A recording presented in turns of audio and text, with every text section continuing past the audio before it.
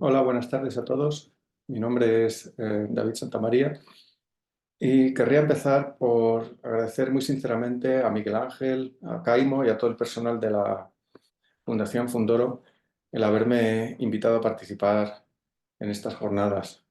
Eh, Lamentablemente las circunstancias no han sido muy propicias últimamente, lo que me ha impedido asistir en persona como me hubiera gustado. Y espero que esta grabación sea un sustituto decente. Como digo, mi nombre es David Santamaría, soy desde hace unos 3 años investigador en el Centro de Investigación del Cáncer del CSIC en Salamanca y nuestro interés científico está centrado en el cáncer de pulmón. De manera que a lo largo de esta charla haré algunas referencias a esta enfermedad utilizándola como ejemplo de conceptos que puedan ser generalizables y extensivos a otros tumores. Muy bien, pues voy a comenzar intentando definir qué es el cáncer. Y esta es una definición que todo el mundo puede encontrar en Wikipedia. Y en primer lugar me gustaría recalcar que el cáncer es un conjunto de enfermedades. Son muchas enfermedades con una base molecular y genética muy distinta. Y de igual manera que hoy en día distinguimos perfectamente infecciones virales y no se trata igual un sarampión que un resfriado que COVID, el cáncer es igual. Son enfermedades muy diferentes con el único punto en común que tienen una base en la división descontrolada de las células. Pero las causas y por tanto los abordajes terapéuticos pueden ser muy distintos y es bastante improbable que se desarrolle en el futuro una terapia, una bala de plata que pudiera ser aplicable a muchas de las enfermedades. Este es uno de los conceptos que me gustaría discutir a lo largo de la charla. Y bien, puesto que la base, la característica común al cáncer es la división celular, he puesto aquí un vídeo de este proceso en el que el núcleo de una célula, después de haber duplicado y copiado todo el material genético y el resto de componentes de la misma, lo reparte de forma equitativa en dos células hijas. Este es un proceso esencial.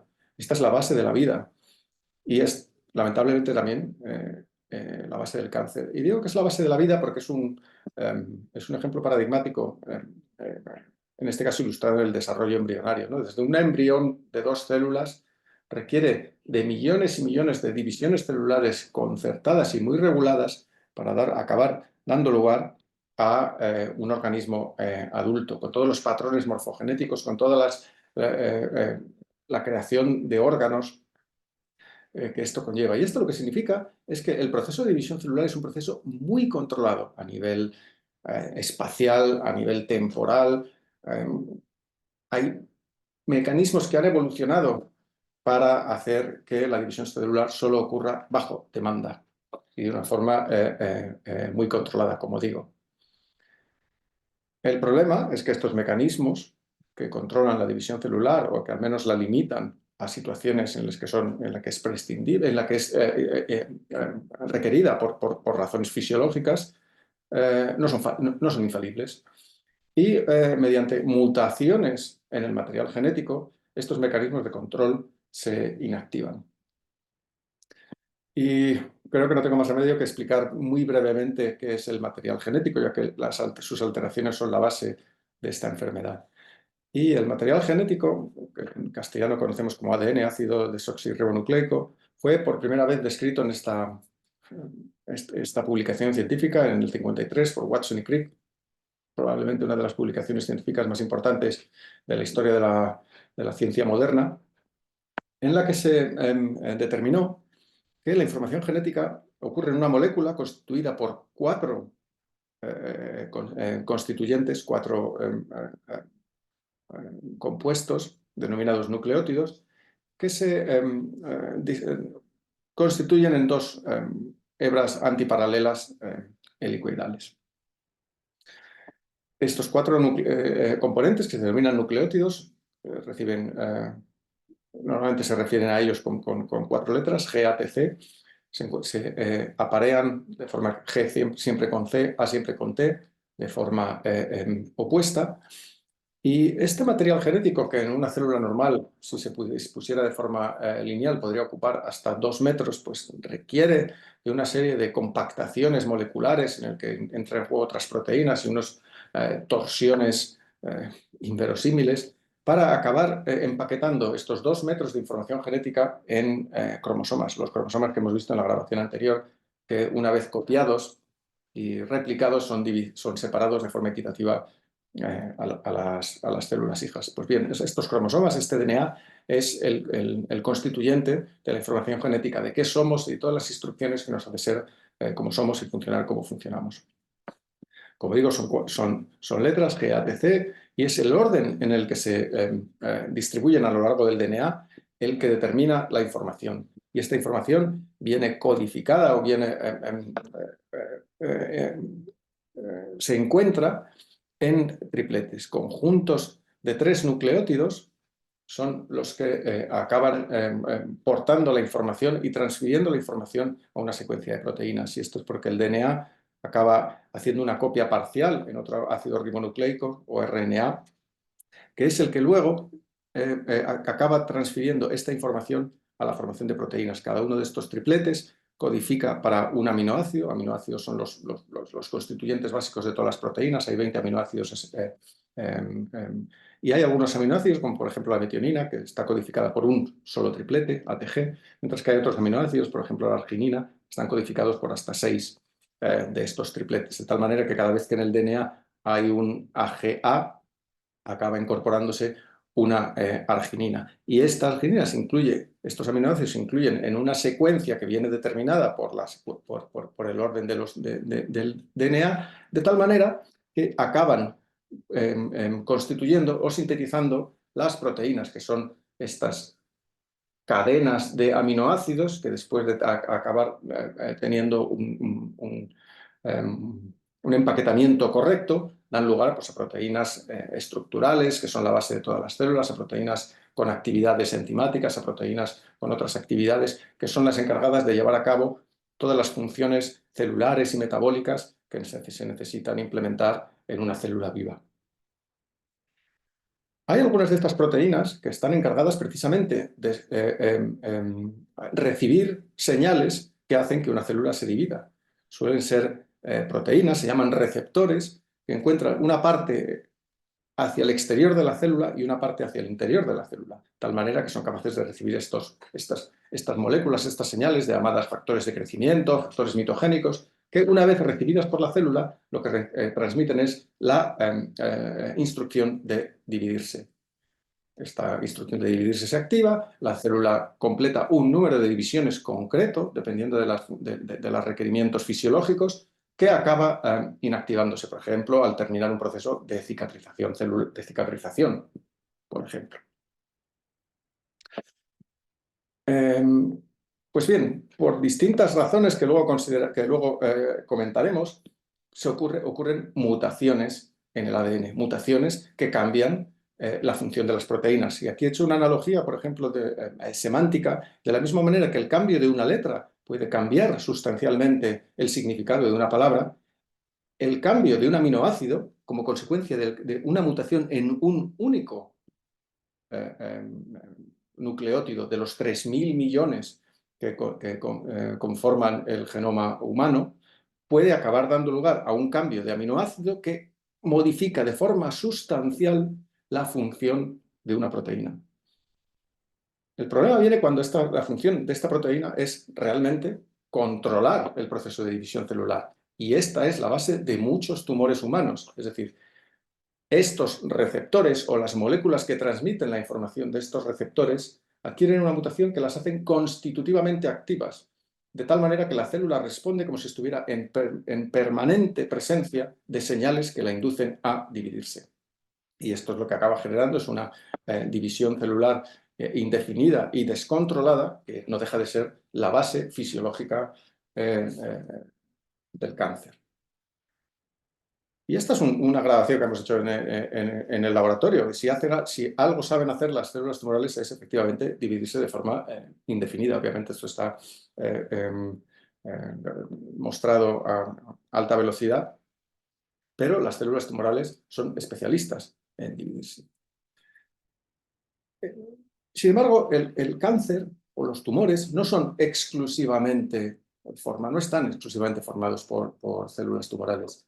En los últimos años, quizá la última década, 15 años, estamos empezando a entender que los tumores son ecosistemas muy complejos que efectivamente tienen un centro de células tumorales, células que han adquirido mutaciones que han inactivado los mecanismos de control de la división celular y que por tanto proliferan y se dividen de forma indefinida, pero además reclutan una cantidad ingente de células normales, células del entorno, de células de nuestro propio cuerpo, que mediante un mecanismo complejo de comunicación, mediante mensajeros químicos, que no entendemos, citoquinas y otras moléculas, metabolitos, acaban generando un ecosistema en el que hay simbiosis, hay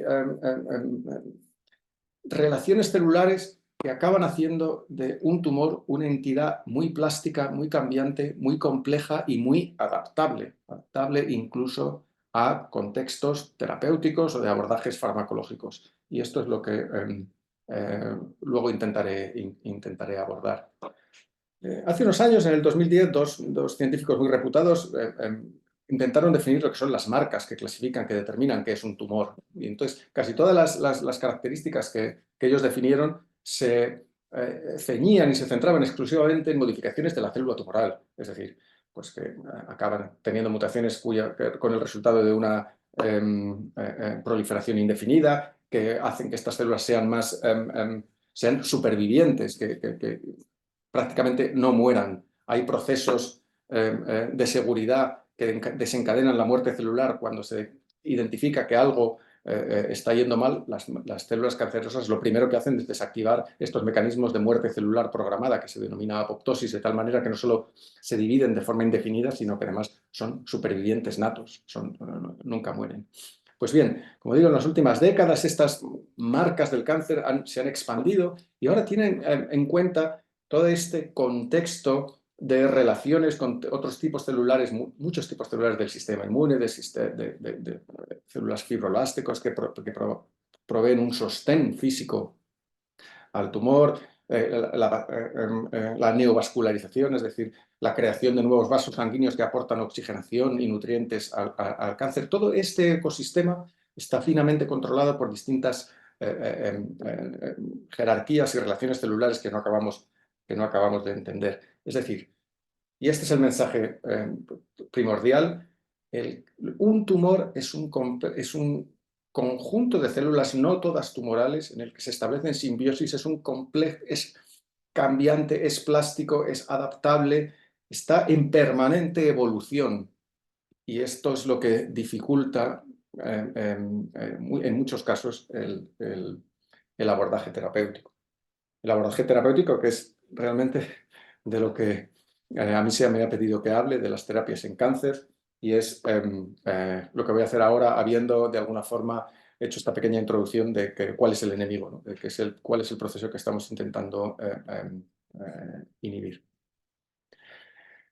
El primer mensaje quizás es un poco desalentador, y es que la tasa de la prevalencia del cáncer no deja de crecer. Y no deja de crecer por distintas razones. Una, porque hay cambios demográficos y la población mundial está en constante incremento. Pero además, porque afortunadamente vivimos más años y el cáncer es una enfermedad íntimamente ligada al envejecimiento. Es decir, he dicho que hay mecanismos de control, mecanismos de seguridad, mecanismos de reparación que son capaces de eliminar estas mutaciones incorporadas al ADN antes de que puedan tener efectos deleterios. Pues todos estos mecanismos de seguridad, todos esos mecanismos que podrían inducir la muerte de una célula en el momento en el que empieza a descontrolarse, pues van perdiendo eficacia con la edad. De tal manera que si a esto añadimos que vamos acumulando mutaciones, como veremos posteriormente, pues es un cóctel explosivo, ¿no?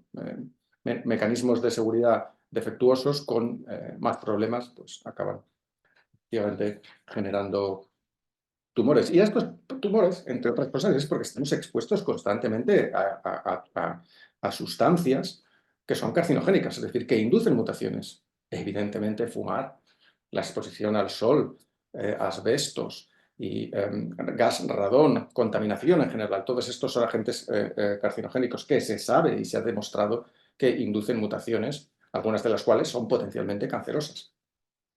De tal manera, perdón, que antes de hablar de tratamiento, de lo que hay que hablar es de prevención. Y este es un ejemplo clarísimo. Esta gráfica lo que muestra es la frecuencia, tanto en hombres en azul como en mujeres en rojo, del hábito tabáquico y de la mortalidad asociada. Los hombres que se incorporaron o que nos incorporamos al hábito tabáquico de una forma anticipada, pues ahora mismo está en declive. Y la tasa de hábito tabáquico y de fumadores en la población masculina está en descenso. ¿Cómo lo está las enfermedades asociadas, incluyendo muchos tipos de cánceres, como es el cáncer de pulmón, cáncer de vejiga, etc.? Las mujeres que se incorporaron por razones culturales, históricas, tardíamente a este hábito, ahora mismo está en aumento el hábito tabáquico, o al menos estuvo en aumento hasta hace no mucho, así como el aumento de los cánceres y las enfermedades asociadas al hábito tabáquico. Por lo cual, antes de hablar de tratamiento, lo que habrá que hablar es de prevención. Y lo mismo ocurre con la exposición a otros carcinógenos, como puede ser la radiación ultravioleta. Lamentablemente, esto no es suficiente. Muchas de las mutaciones no solo ocurren por carcinógenos, ocurren al azar. Es decir, vivir es peligroso. El metabolismo celular, respirar, probablemente el oxígeno es una de las moléculas, de los componentes más reactivos que existe, oxidan otras moléculas, provocan daños oxidativos. El metabolismo celular, nosotros, estar vivos, tiene como consecuencia que se generen algunas moléculas muy reactivas que pueden eventualmente acabar generando daños. De hecho, hace una década, Bert Vogelstein, que es uno de los científicos más reputados en el campo del cáncer, publicó este artículo que fue bastante polémico en su momento, en el que determinaban que prácticamente 2/3, si no más, de las mutaciones asociadas a cáncer ocurren por mala suerte, simplemente. Evidentemente, si uno fuma o se pasa media tarde en una campana de rayos ultravioleta, las opciones de tener mala suerte aumentan. Pero como digo, errores en la replicación, en la copia del DNA, exposición a metabolitos normales en el crecimiento celular, inducen estas mutaciones. Con lo cual, no solo es importante disminuir la exposición a potenciales carcinógenos, sino intentar anticiparse a esta mala suerte. Y la forma de anticiparse a esta mala suerte es con un diagnóstico temprano. Y todos conocemos, hay programas de diagnóstico temprano en cáncer de mama, por ejemplo, las mamografías, cáncer de colorectal, pero evidentemente no son suficientes, ni sería práctico hacer un abordaje de diagnóstico temprano a toda la población utilizando estas tecnologías. Y el diagnóstico temprano es importante. El diagnóstico temprano es importante. Estos datos son del Reino Unido, aunque son extrapolables al menos al resto de Europa occidental. Por ejemplo, en cáncer de pulmón, si la enfermedad se diagnostica en estadios tempranos, un 60% de los pacientes sobreviven 5 años después, mientras que esto solo se reduce a un 10% si la enfermedad está identificada en estadios tardíos, sobre todo si hay diseminación metastática, diseminación distal. Y esto es mucho más claro en caso de intestino o de mama, en el que prácticamente todos los pacientes y las pacientes están vivos 5 años después del diagnóstico si este ocurre en estadios tempranos, mientras que lamentablemente estas frecuencias disminuyen un 10-30% si el diagnóstico ocurre de forma tardía. Y esto, si se extiende a los 8 tipos tumorales más habituales en la población occidental, pues es que las opciones de estar vivo 10 años después aumentan entre 3 y 4 veces si este diagnóstico es temprano. Por tanto, es absolutamente esencial.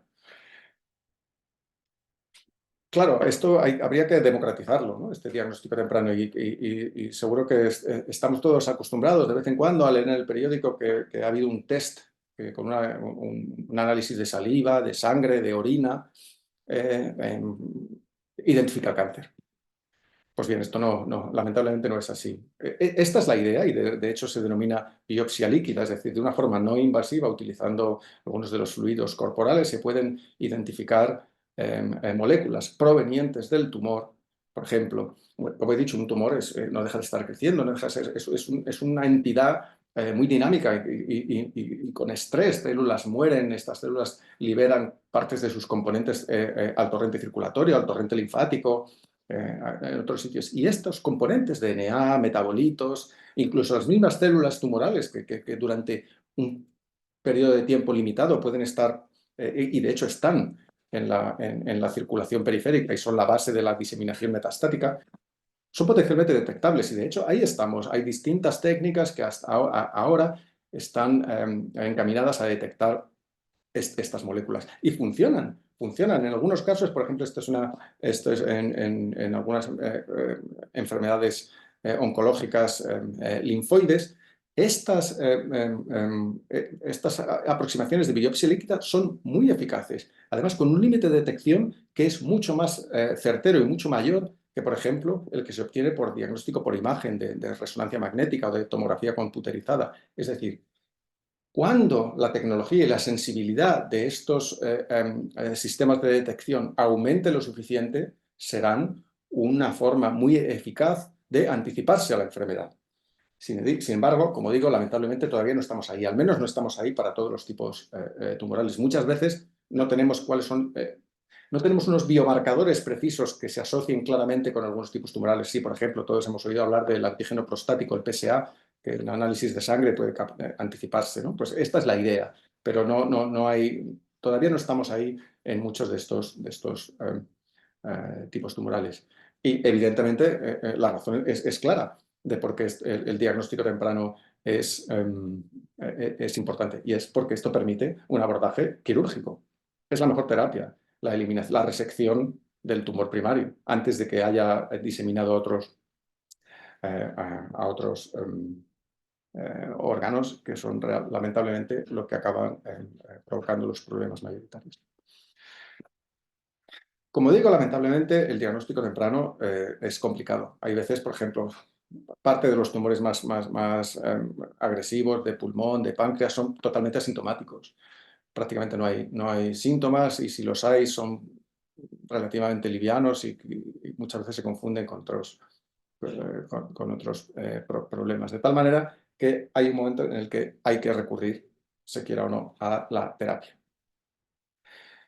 Y la terapia, la que nos suena a todos, la que lamentablemente todos tenemos familiares o conocidos cercanos que han tenido que recibir este tipo de terapia, quimioterapia o radioterapia, son terapias inespecíficas, que básicamente lo que atacan es el proceso de división celular, per se. O sea, son compuestos que son especialmente diseñados para interferir con el proceso de la división celular. Con un problema, es que, como hemos dicho, nuestro cuerpo también tiene división celular de forma normal y fisiológica. Por ejemplo, todo nuestro intestino se reemplaza completamente cada 5 días. Nuestras células sanguíneas cada 3 meses.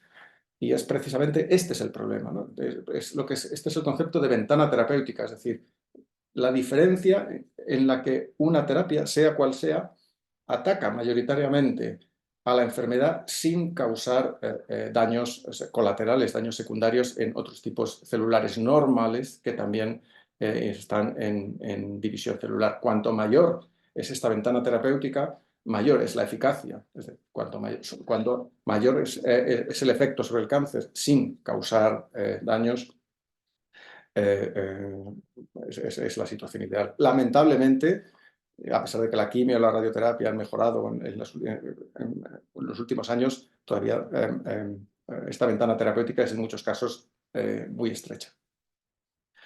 Por eso a lo que el campo está evolucionando es a la medicina personalizada, también conocida como terapias dirigidas, es decir, diseñar y sintetizar medicamentos que atacan exclusivamente a aquellas mutaciones y alteraciones presentes en el tumor y que por tanto son menos susceptibles de generar daños, ¿no? O efectos colaterales. Y este es un gráfico que pretende ilustrar la complejidad de este abordaje. Conceptualmente es sencillo, pero es complicado de implementar. Aquí estos son distintos tipos tumorales y este es el número de mutaciones que tienen estos tumores. Hay algunos tumores con muy bajo número de mutaciones, incluso una única mutación. Suelen ser pues, tumores pediátricos, tumores que ocurren muy pronto en la vida de los pacientes y que han evolucionado poco, de tal manera que el número de mutaciones presentes es muy limitado y de manera que es muy fácil determinar cuáles son las causas de la enfermedad. Pero luego hay otros tumores, y nos vamos al otro extremo del gráfico. Por ejemplo, aquí tenemos algunos tipos, como el tumor de piel, tumores de pulmón, en los que el número de mutaciones en los genes puede ser hasta de 1000. Si consideramos que el ser humano tiene entre 18 y 20.000 genes, estamos hablando de que un 5% de todos los genes en algunos de estos tumores están mutados. Obviamente no todas estas mutaciones causan la enfermedad ni están relacionadas con la enfermedad. Hay muchas de ellas que son mutaciones al azar, que se denominan mutaciones pasajeras, pero es muy difícil determinar a priori cuáles son causantes y cuáles son pasajeras. Y esto es, por ejemplo, y volvemos a la exposición a los carcinógenos, porque tumores de piel con exposición constante a radiación ultravioleta, tumores de pulmón, normalmente en casos de fumadores, exposición constante a los mutágenos que se encuentran en el humo del tabaco, ¿no? De tal manera que hay una gran cantidad de mutaciones. Lo que se ha venido haciendo y distintas asociaciones en los últimos años, desde que la base genética del cáncer es clara y los beneficios terapéuticos que derivan de la identificación de las causas, ha sido la secuenciación masiva, el leer todas y cada una de estos 3.000 millones de letras que forman el genoma del cáncer para intentar encontrar cuáles son aquellas mutaciones que aparecen de forma recurrente. Y esta es la base. Si una mutación aparece de forma repetida y recurrente en distintos tumores de distintos organismos, por ejemplo, aquí tenemos una mutación de KRAS, aparece con alta frecuencia en muchos tipos tumorales distintos, pues es bastante probable que esta mutación estadísticamente tenga relación con el inicio de la enfermedad. Y de esto se trata, de establecer relaciones causales y de alta frecuencia de aparición de determinadas mutaciones muy concretas en la enfermedad. Claro, después esto no deja de ser solo una inferencia, luego hay que demostrarlo y esta demostración pues, ocurre en el laboratorio, es lo que hacemos nosotros mediante cultivos celulares, las líneas celulares como esta grabación que he enseñado antes, o incluso en modelos de ratón. Hay que validar y demostrar que efectivamente la adquisición de una mutación puntual es la causante del cáncer. Y aquí pongo un ejemplo muy ilustrativo. Esta es una proteína denominada BRAF, que es parte del mecanismo que las células tienen para transmitir esta información y estas instrucciones de división celular, ¿no? Cuando BRAF está activa, la célula se divide. Pues bien, hay una mutación en un único aminoácido de los 800 y pico que puede tener BRAF, es decir, la valina 600, que si se muta, la proteína BRAF está constitutivamente activa, de tal manera que los ratones acaban teniendo lunares, acaban teniendo hiperpigmentación, que si se espera lo suficiente, acaban evolucionando y desarrollando en un melanoma maligno. Un melanoma maligno que a nivel de histología, de patología, es indistinguible prácticamente de la enfermedad humana. De tal forma que este modelo de ratón valida la función y la implicación causal de BRAF en la enfermedad. Pero no, podemos ir un poco más allá. No solo valida su implicación como inductor del cáncer, sino que estos mismos modelos animales ahora mismo pueden servir para validar y testar distintas terapias que posteriormente pudieran trasladarse a ensayos clínicos tempranos y, si su tolerabilidad se demuestra, acabar convirtiéndose en terapias antitumorales específicas y dirigidas, como decíamos, medicina personalizada.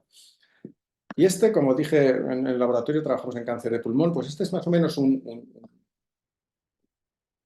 la situación actual en el cáncer de pulmón. Tenemos prácticamente identificados todas las mutaciones causantes del adenocarcinoma de pulmón, mutaciones en KRAS, mutaciones en EGFR, mutaciones en distintos genes, todos de ellos son implicados, están involucrados de una manera o de otra en este control de la división celular, y estas mutaciones hacen que estén constitutivamente activos o hiperactivados.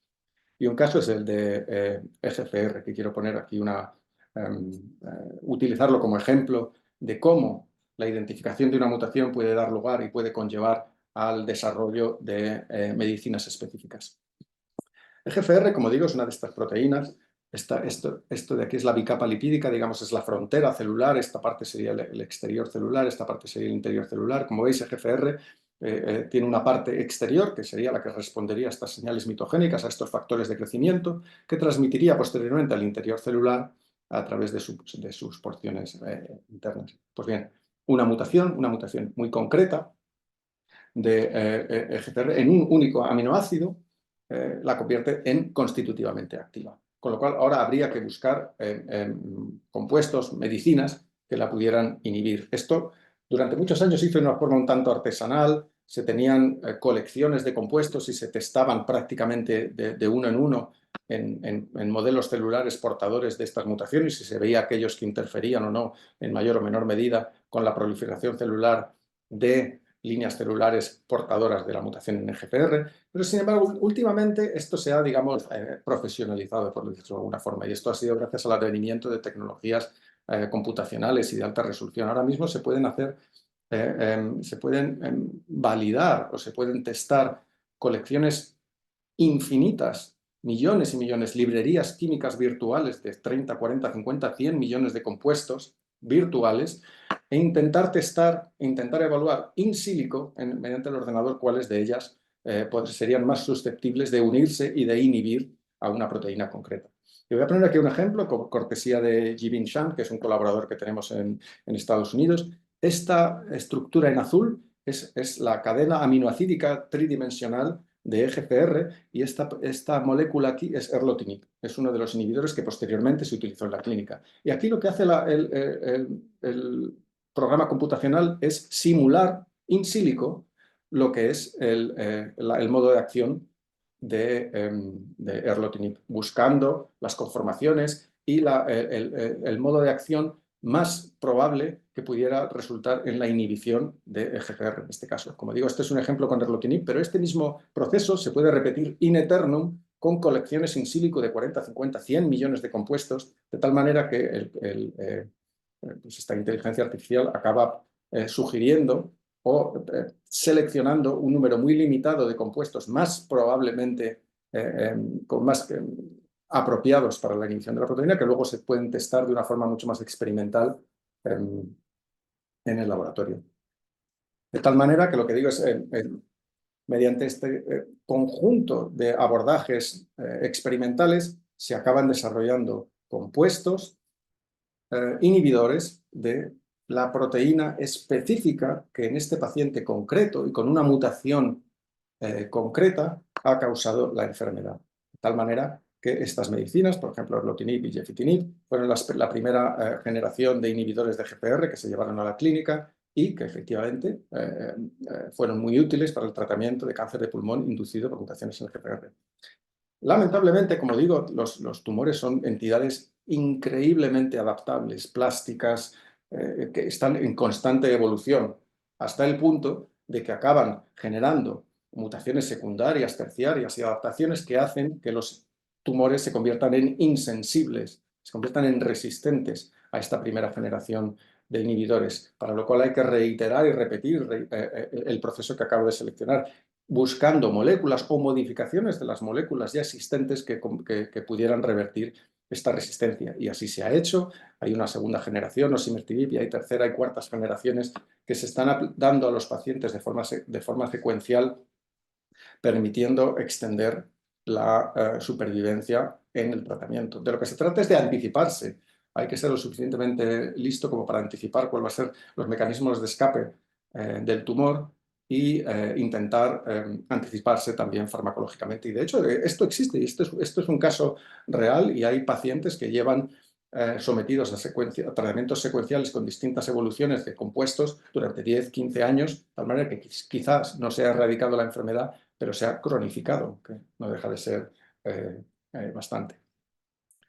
Y bueno, en el caso de la erradicación de la enfermedad ha habido una evolución relativamente reciente, digamos en los últimos 10 años, que ha cambiado completamente la forma, el abordaje terapéutico de muchos tipos tumorales en la clínica, y es la inmunoterapia. Como dije en su momento, los tumores son entidades muy heterogéneas en las que están conformados no solo por células tumorales, sino por otras muchas células normales del organismo, incluyendo células del sistema inmune. Células del sistema inmune que teóricamente están diseñadas y programadas para atacar al tumor, pero que en este complejo sistema de interacciones y de conversaciones moleculares, el tumor no solo es capaz de inactivar la función destructora del sistema inmune, sino que acaba utilizando estas células inmunes en su provecho mediante la secreción de factores, de citoquinas, de moléculas que acaban siendo beneficiosas para el propio tumor. Es como, no sé, como la domesticación del lobo, ¿no? Dejó de ser un problema para convertirse en un aliado que defiende el ganado. Pues más o menos algo así hace el tumor. Domestica el sistema inmune y lo convierte en un aliado en vez de en un enemigo. Y esto es lo que hace la inmunoterapia, revertir esta domesticación del sistema inmune. De alguna forma vuelve a reactivar la capacidad del sistema inmune para identificar y atacar las células tumorales. Y esto es porque lo que hace el sistema inmune. El sistema inmune identifica antígenos virales, bacterianos, que son exógenos, extraños al cuerpo, y ataca estas células. Y las células tumorales, precisamente por esta diversidad, por esta exacerbación del metabolismo, por esta acumulación de mutaciones, acaban teniendo marcas que las identifican como cuerpos extraños y serían potencialmente erradicadas y eliminadas por el sistema inmune. Lo que hace las células tumorales es camuflarse, se disfrazan de alguna forma y lo hacen expresando otras moléculas que todos tenemos en las células normales que precisamente identifican a una célula como célula normal, como componente del propio organismo, de tal manera que no sería atacada por el sistema inmune. Las células tumorales se camuflan exhibiendo una gran cantidad de estas moléculas, de tal manera que hacen que el sistema inmune esté en un conflicto. Por un lado, podrían entender que es un cuerpo extraño, pero por otro lado están reconociéndolo como parte inherente del organismo, con lo cual se inactiva esta capacidad destructora.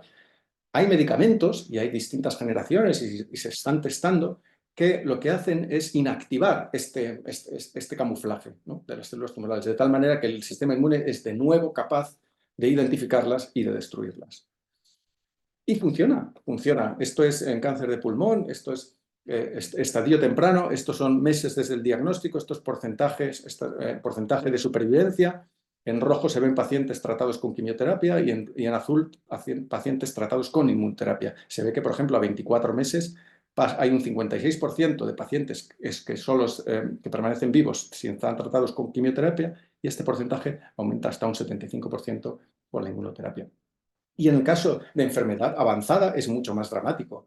Al año, aproximadamente un 10% de los pacientes de adenocarcinoma de pulmón permanecen vivos, mientras que en inmunoterapia esto puede llegar a alcanzar el 50%. El único problema que tenemos es que somos incapaces de predecir a priori qué pacientes van a responder y qué no. No hay marcadores fiables. La presencia de este camuflaje es uno de los marcadores que se utiliza para intentar predecir si un paciente es potencialmente respondedor o no, pero no son infalibles. Y este es uno de los campos en los que se está intentando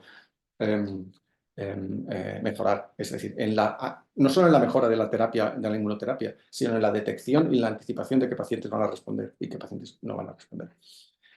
Y hay otro tipo de inmunoterapia que digamos, es más sofisticado, y que hasta ahora solo ha sido eficaz en cánceres hematológicos, en leucemias, linfomas, etc., que consiste en la obtención de células del sistema inmune del paciente.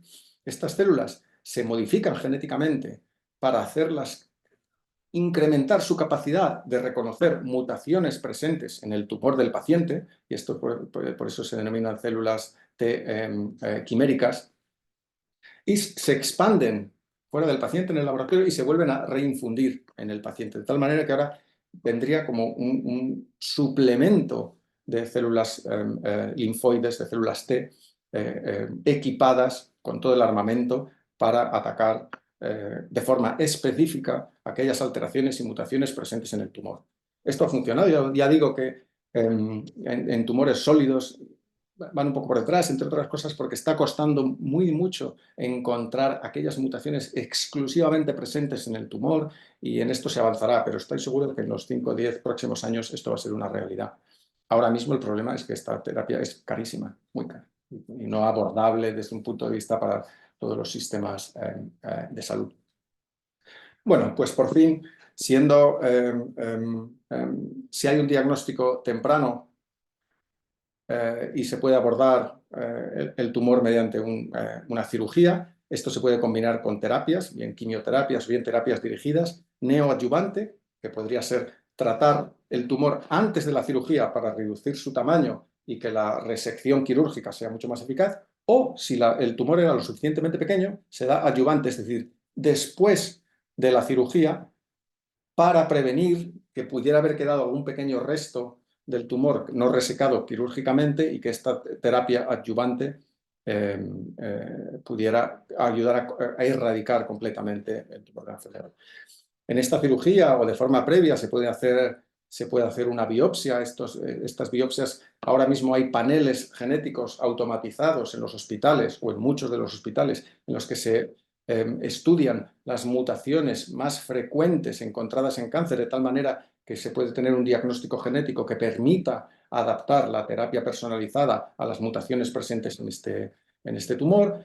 Se daría una primera línea terapéutica a la cual el tumor eventualmente, al cabo de unos años, meses, puede dejar de responder, y la idea es tener un armamento lo suficientemente anticipado para tener una segunda y una tercera línea y, como digo, ir alternando los tratamientos terapéuticos para extender la respuesta terapéutica. Y esto es una realidad. Por ejemplo, estas son las recomendaciones de la Sociedad Europea de Oncología Médica para el tratamiento de los pacientes de pulmón, dependiendo de qué mutaciones iniciadoras, por ejemplo, esta es BRAF, la que hemos visto antes en el modelo de ratón, EGFR, otras mutaciones como KRAS.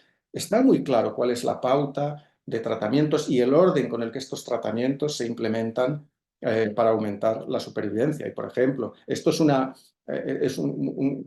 representación muy reducida. Estas pautas son increíblemente detalladas, en el que se tienen en cuenta todas las posibles respuestas, todas las posibles formas en las que el tumor va a responder, o se puede incluso escapar. Y dependiendo de la forma en la que escape el tumor, se puede intentar una segunda línea o una tercera línea alternativas. Esto es una realidad. Esta es la medicina de precisión y se trata de adaptar y anticipar los tratamientos en base al perfil genético de cada uno de los pacientes. Y esto es lo que ha cambiado, ¿no? Hasta ahora, con la quimioterapia y con la radioterapia, se trataba a todo el mundo por igual. Todo el mundo por igual, de tal manera que esta ventana terapéutica era muy estrecha y la eficacia de los tratamientos de cáncer eran hasta cierto punto limitados. Hoy no, hoy se estratifican los pacientes, y se les